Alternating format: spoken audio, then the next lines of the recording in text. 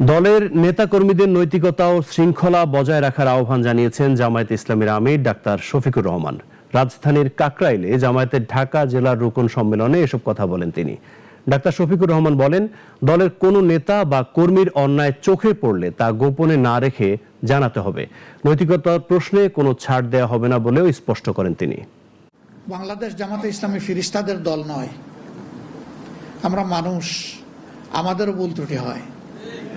আমরা একটা কথা পরিষ্কার বলেছি যে অন্যায় আর জামাতে ইসলামী একসাথে চলে না,